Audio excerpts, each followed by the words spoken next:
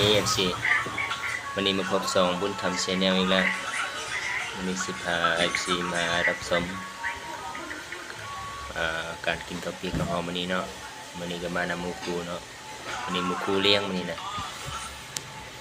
นี่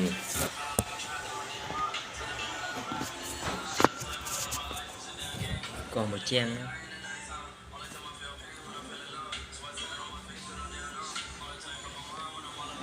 ก็มียักษ์มืดๆในนึงเนาะ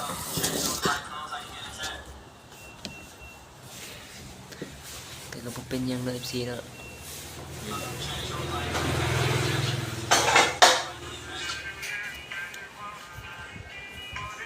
Do you and you my pitch you know my pitch love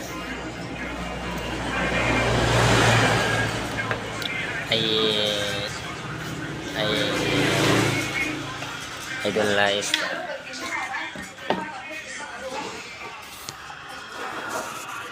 ให้มากับมูอะไรอยู่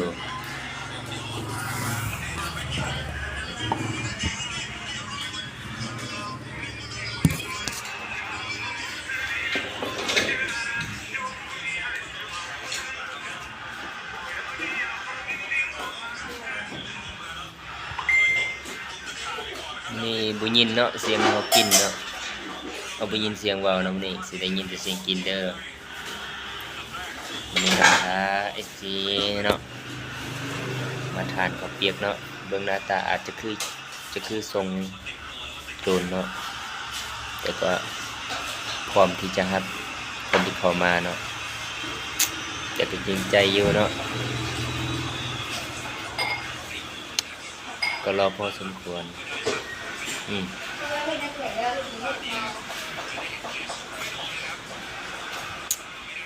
กินแล้วจะไปเอาธงเนาะลืมธงน้ำห้องโมคู่นี่นะ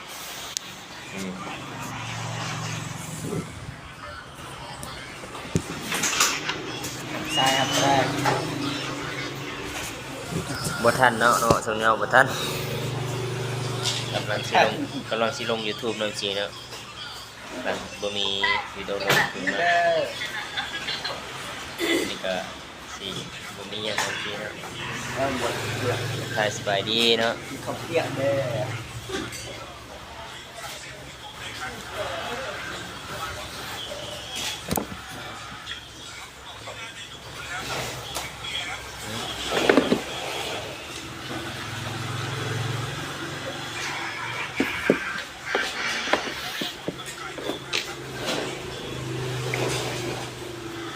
ใครลองไหมเตรียมซูปเด้อมื้อนี้เด้อสิ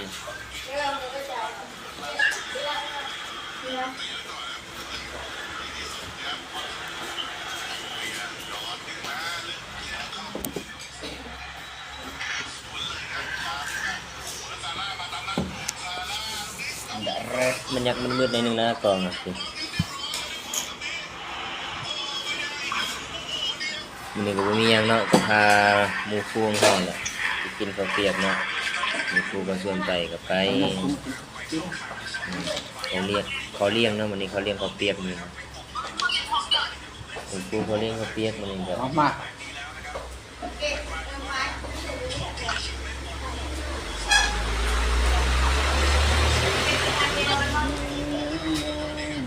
บ่ทันเข้าเนาะบ่ทันเข้ากองนำบ่ทันพูดกองเด้อกำลัง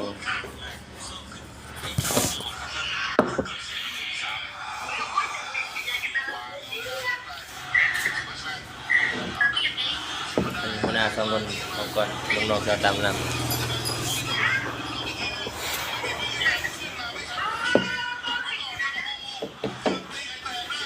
มาเด้อสิมาเด้อเริ่มบดเปียก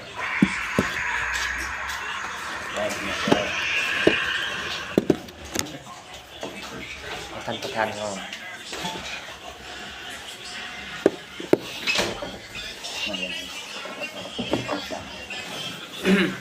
จุ๊บป่งนะคุย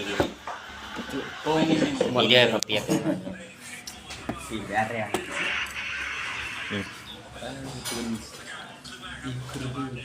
อะไรอยู่ ห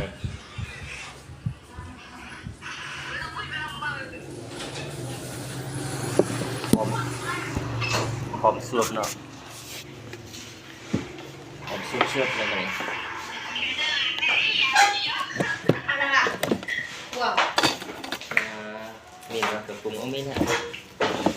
เกือบบ่เห็นกินซอสพริก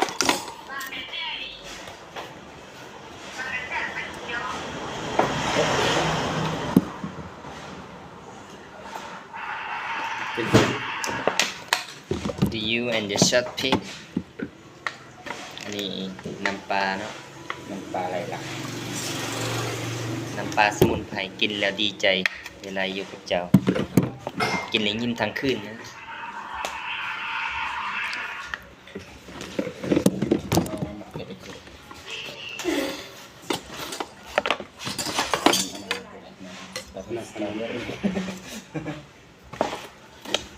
มันเผ็ดในใส่น้อยนะบ่แซ่บได้เนาะ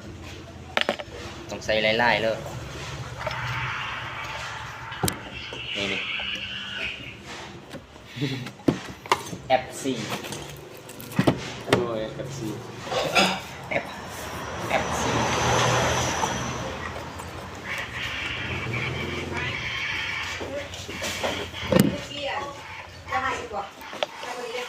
ต้องใส่หลายๆเนาะเวลาใส่หมักพริกเนี่ยใส่หน่อยหนึ่งบ่หลาย ไม่ได้แอปซี นี่อันนี้เขาเรียกว่า lemon star เนาะ manas ลาวเขาเอิ้นว่า manas มานะ มักนาวเนาะ lemon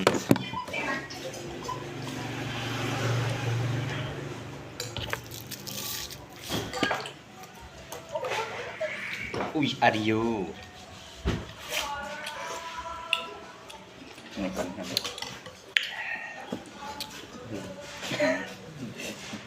เรียกเจอขึ้นมาตรงนี้ อันนี้เขาเรียกว่าผักสลัดเนาะ คือไปโดนอะไรมา ผักส นี่ ลั เรา ด เด็กเขาใส่ไปด้วย ผักสลัดแซ่บๆเนาะฮักกับฮักอันนี้ใส่ อย่าหาทำด้วยก็ อันนี้ก็มักเผ็ดนี่สีหน่วยมื้อนี้สิหมดบ่ลองทายเบิ่งหมดอยู่แล้วเนาะ The you and the กะปิ ปิดเลยนะโดยนะโดยเป็นยังต้องเก่งไปเ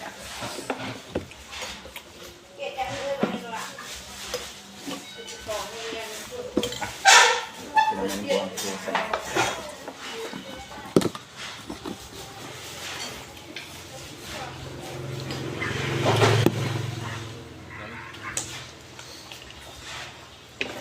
ตรมตุ้มซวบ đến chụp liền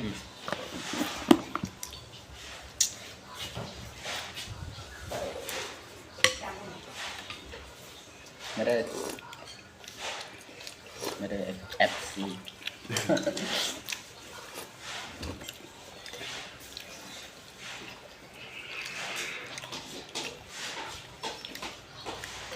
เดี๋ยวพอลีให้เบิ่งเนาะอันนี้แต่ก็บ่ได้กินแบบนี้ดอกกินเพื่อ YouTube เนาะ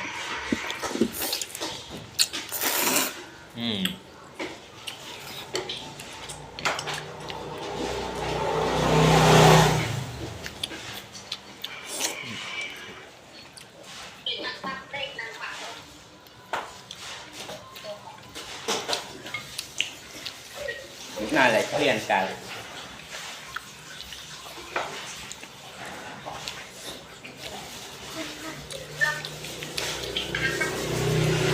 เดี๋ยวจะไปเอาระยะเด้อ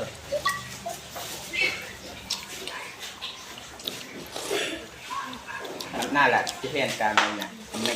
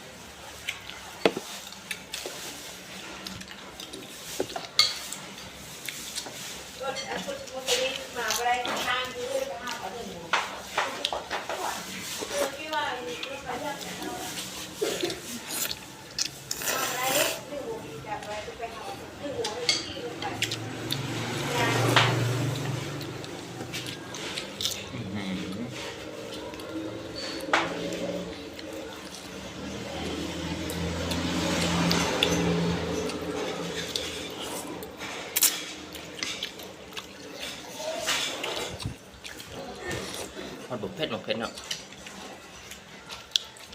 เผ็ดอ่อน เผ็ด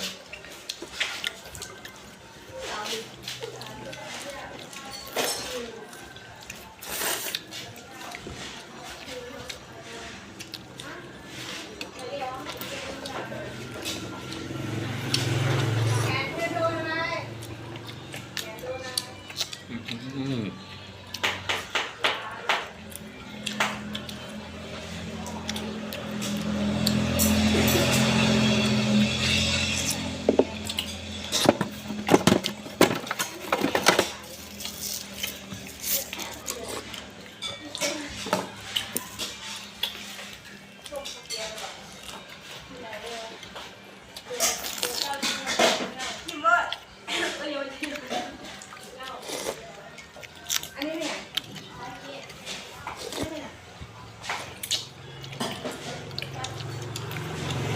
มีสองมือละมีสองมือ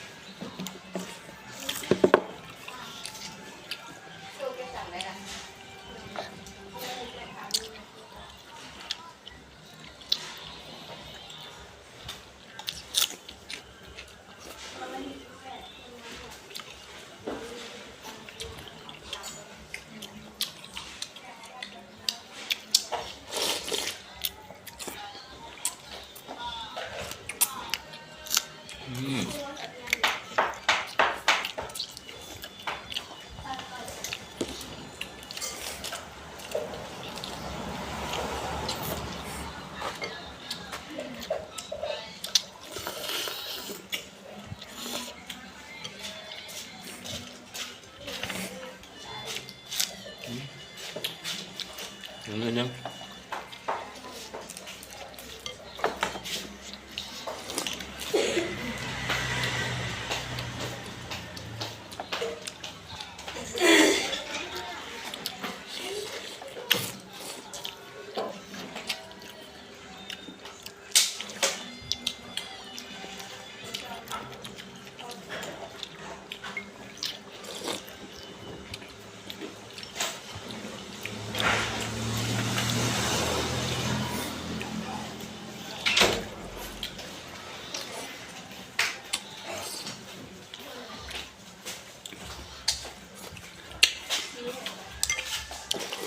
ใส่โทรศัพท์เวลาจับเข้าอยู่ในบนนี้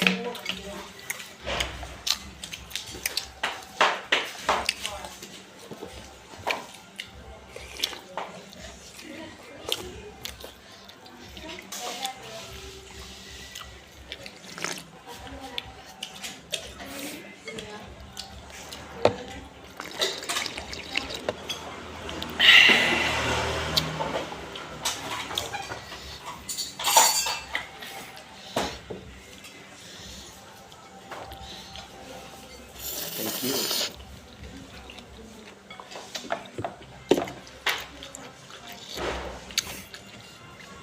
ASMR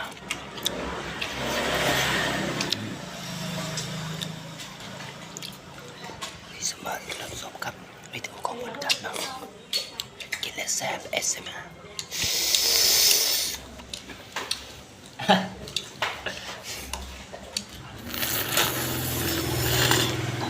โศกจะเหมือนไม่โดนนะ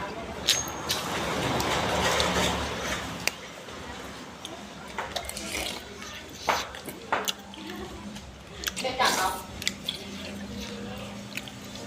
ผลไม้จับเลยล่ะ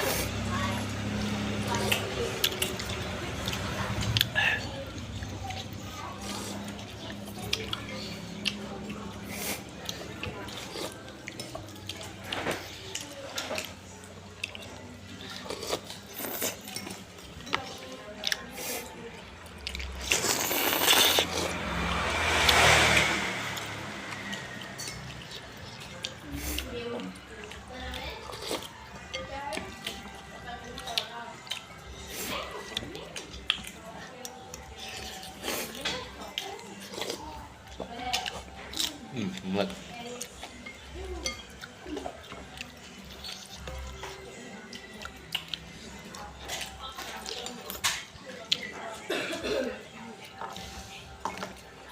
กินแล้ว กินแล้วก็มานอนซอยอยู่ห้องเลย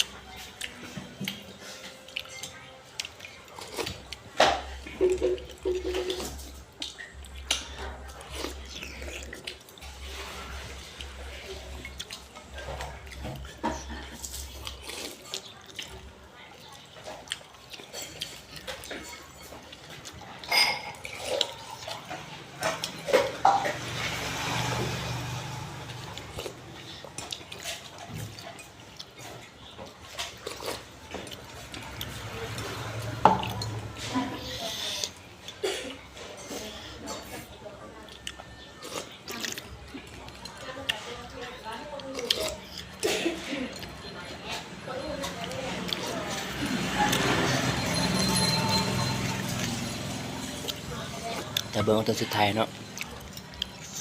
อยากสิหมดถ้วยกินหมดถ้วยเนาะผมเดี๋ยวเบิ่งเนาะ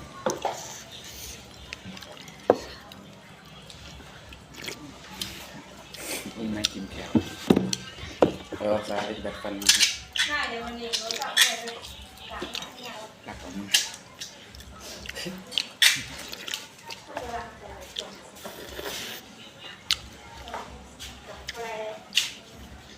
ลองต้นหอย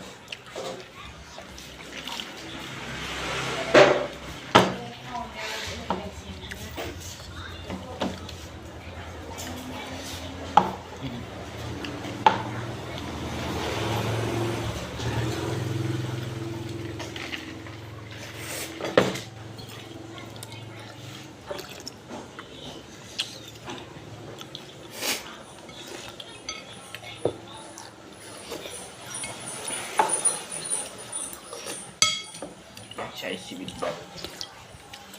รู้คือเลือดเตี้ยเลยกินข้าวแล้วกินไอติม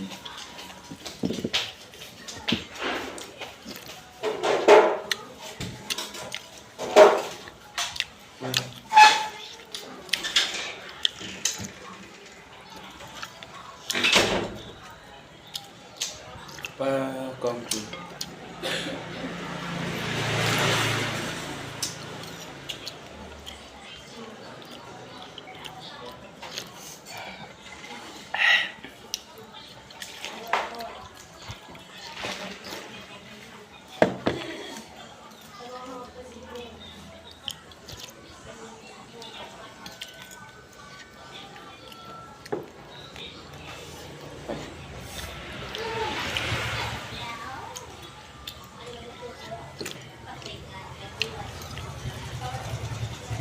แอปซีกินแล้วแอปซี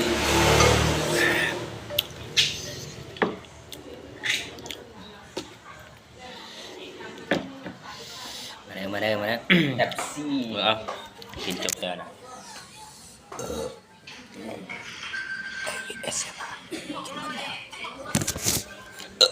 กินแล้วกินแล้ว เดี๋ยวต้องเลือกให้นะ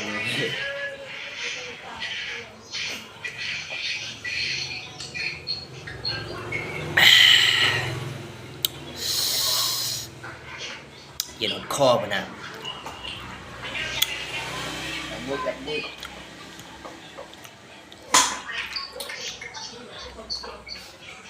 แอปซี